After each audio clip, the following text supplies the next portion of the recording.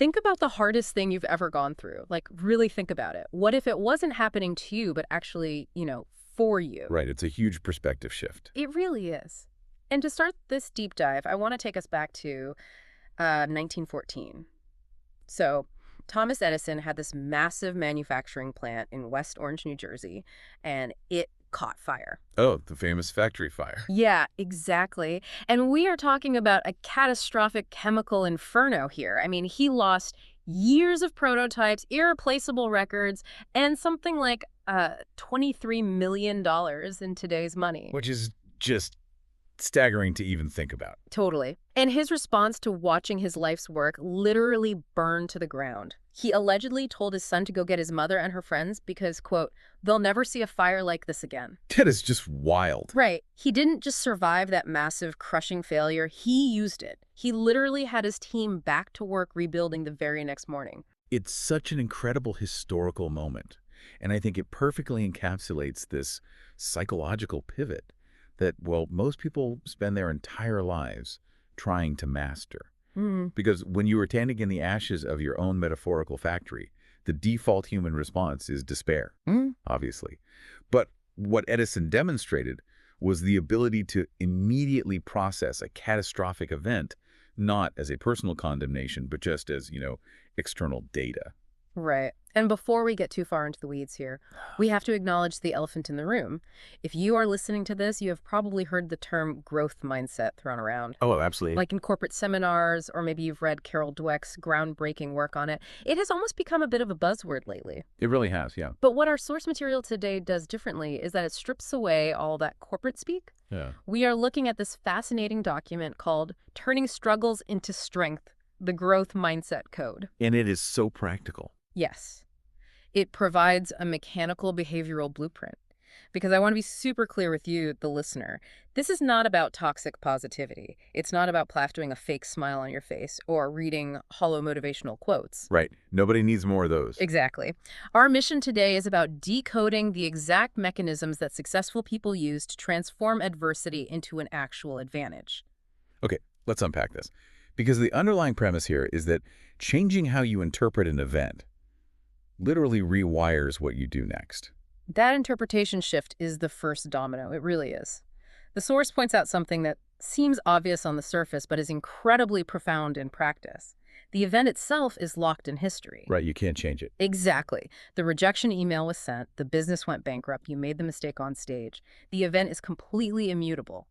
But your interpretation of that event, that is highly fluid, and it dictates your entire future trajectory. So true. Because when a disaster strikes, the default neurological response is to ask, why is this happening to me? The classic victim trap.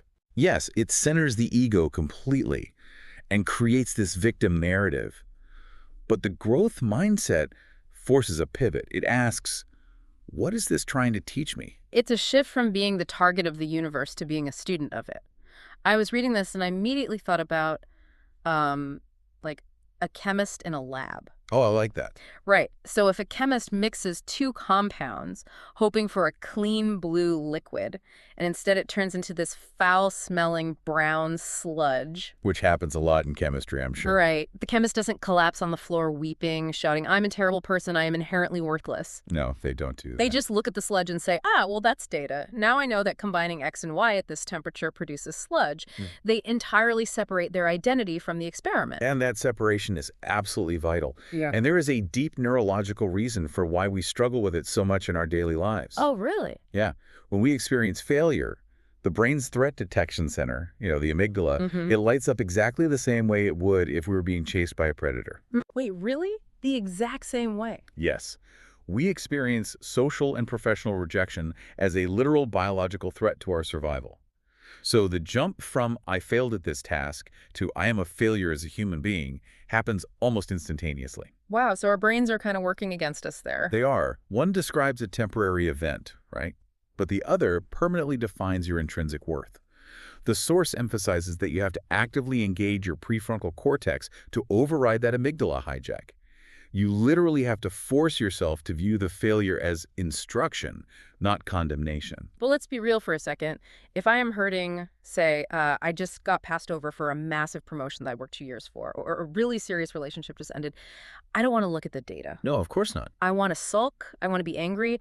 In the moment of a stinging rejection, it feels almost impossible to just, put on a metaphorical lab coat and treat my own broken heart as a chemistry experiment. It feels incredibly unnatural. Yeah. So how does the source suggest we actually bridge that gap between the agonizing pain we feel and the clinical feedback we are supposed to be extracting? What's fascinating here is that the text doesn't ask you to pretend it doesn't hurt. It doesn't promote that toxic positivity we talked about. Yeah. Instead, it grounds emotional and psychological growth in biological reality. Okay, biological reality. How so? Well, it introduces the concept that comfort maintains, but challenge transforms. If we look at human biology, we see this process called allostasis, Allostasis. right? It's how the body maintains stability through change. When you expose yourself to a stressor like, say, lifting heavy weights at the gym, you are literally creating micro tears in the muscle fiber. Which hurts. It hurts. It causes inflammation. It's damage. But the body responds to that specific stress by recalibrating its baseline. It builds the muscle back thicker and stronger so it can handle that exact load next time. Oh, I see. And the source applies this precise physiological reality to our psychology. So it's essentially treating emotional resilience like a vaccine. Yes, exactly. You introduce a weakened version of a pathogen, or in this case, a painful failure or rejection, and your psychological immune system creates the antibodies necessary to survive a much bigger crisis down the road. That is a brilliant way to phrase it. So the emotional sting isn't a sign that you are broken at all. It's the literal sensation of the antibodies being formed. That is a highly accurate way to visualize it. The pain is the prerequisite for the new strength. If you want to bridge the gap in that moment of pain, you have to remind yourself of the physics of growth. Right. Once you can label the pain as a biological necessity rather than a personal punishment, the sting becomes so much more manageable. You stop running from the discomfort because you recognize it as the very mechanism of your evolution. Okay, so once the vaccine is in our system Yeah. and we've managed to shift our interpretation to view this painful event as necessary resistance, how do we actually process it? Because you have to do something with it. Right, we can't just sit there feeling the pain and hope we magically get smarter. And this is where the source provides the actual growth mindset code. It breaks down the mechanical process of transformation into this 4-step formula. And those steps are challenge, learning, adaptation, and growth. Challenge, learning, adaptation, and growth. And the crucial insight the source provides is where the majority of people fall off that sequence. Let me guess, right at the beginning. Exactly. Most people experience the challenge, the setback, the failure, the raw discomfort, and they immediately quit. Because of the pain? Right, the resulting spike in cortisol, the stress hormone, is just so unpleasant that they retreat right back to safety. They never even make it to the learning phase. Wow. But the growth-minded individual pushes through that initial cortisol spike. The challenge creates the awareness that something in their approach is broken. Then, the learning phase creates an understanding of exactly why it is broken. And then comes adaptation, which I imagine is the absolute hardest part. Oh, without a doubt. Because learning is just gathering the data, realizing you mixed the wrong chemicals in the lab. But adaptation is actually changing your behavior for the next experiment. Exactly that. And adaptation is what finally results in growth. The text defines growth not just as knowing more things, but as actual, measurable behavioral transformation. Action, not just thoughts. Yes. But it adds a really fascinating layer to this sequence, and it challenges a very common cultural trope. We constantly hear the phrase, that pressure creates character. Sure, diamonds are made under pressure and all that. Right. But the source vehemently disagrees. It states that pressure does not create character. Pressure reveals character. I love that distinction so much. Because when things are going well, when the market is up, when everyone is healthy and happy, literally anyone can project a positive, disciplined mindset. Absolutely. It's easy to be a great captain on calm seas, but hard times expose the structural integrity of what you've actually built when nobody was looking. Precisely. You don't become resilient by reading a book about resilience while sitting on a beach. You become resilient by navigating the storm. The strong identities we admire in visionary leaders or elite athletes aren't forged during their victory laps. They are forged during the bleak, unglamorous periods of immense struggle. Because the pressure just strips away the facade. Exactly. It shows you and the world what your baseline actually is. So what does this all mean when the pressure hits us? I actually have a major question about this. Sure, what is it? If pressure only reveals character, what happens if a crisis arrives and it reveals that we actually have terrible discipline, incredibly low standards, and just a crumbling mindset? That's a scary thought. Yeah. Let's say the pressure is a stress test on an airplane wing and the wing just immediately snaps in half. If the struggle reveals that we are fundamentally unequipped, isn't that incredibly demoralizing? I mean, are we just doomed? If we connect this to the bigger picture, the source actually frames that exact humiliating scenario as a massive opportunity for self-discovery. Really? An opportunity? Yes. Think about your airplane wing analogy. If the engineers run the wing through a wind tunnel stress test and it snaps at half the expected pressure, the engineers don't cry and quit aeronautics forever. I mean, I hope not. Right. They celebrate because the test just gave them pinpoint data on exactly which rivet or alloy failed. Oh, wow. If the pressure of life hits you and you completely fall apart, if your discipline evaporates and you retreat into bad habits, that is the most valuable data you could possibly receive. Wow. Okay, I see it now because it shows you exactly where the adaptation and learning phases of the formula need to be applied. Exactly. You aren't doomed at all. You are just fully informed for the very first time. You now know exactly which rivet you need to reinforce. And that completely flips the script on how we view our own inadequacies. Yeah. Instead of spending all your energy trying to hide your flaws, you allow the struggle to illuminate them so you can actually fix them. That takes so much pressure off. It really does. Yeah. The ultimate goal, as the text explicitly states, is not to hope for an easier life. It's to become capable enough and structurally sound enough to handle bigger opportunities and much greater responsibilities. Right, because if your goal is to have a big impact, you need massive strength, which naturally requires massive resistance. The goal is never to eliminate obstacles because, well, life will always supply them. Always. But here is the trap. Knowing you need to adapt and actually doing it day in and day out, those are two entirely different beasts. Very different. We've mapped out the macro formula: challenge, learning, adaptation, growth. But how do you prevent yourself from just reverting to your comfortable baseline the very next morning? That obviously requires a shift in daily behavior. It does. Because growth isn't built once in some massive movie montage epiphany. It is built daily through really mundane actions. Right. To that end, the source outlines 5 habits of daily growth. These are the micro behaviors that keep the macro formula running. The first habit we've actually already touched on: reflect instead of react. So taking that active pause. Exactly. That active pause between a triggering event and your response. Yeah. Where you force the brain to ask, what can I learn? Instead of why me? Right, giving your prefrontal cortex time to catch up with your amygdala. Yes. And the second habit is focus on progress. Just realizing that growth is rarely dramatic. It's usually gradual, small improvements that compound over time. Mm-hmm. Then the third is embrace discomfort, which is actively seeking out situations where you are not the smartest person in the room, knowing that growth lives exclusively outside familiarity. And those 3 really set the psychological stage for everything else. But the fourth habit is where the behavioral rubber really meets the road. Here's where it gets really interesting to me. Habit number 4 is keep showing up.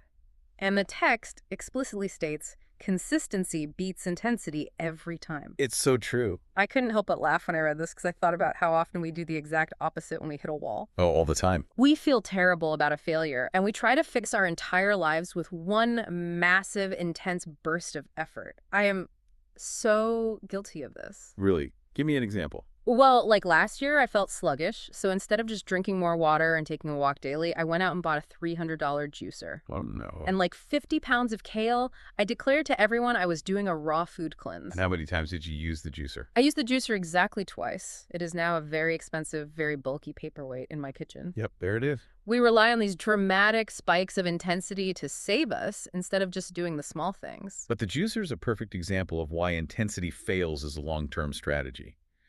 Intensity is entirely dependent on motivation, and motivation is a byproduct of the brain's dopamine reward system. Okay.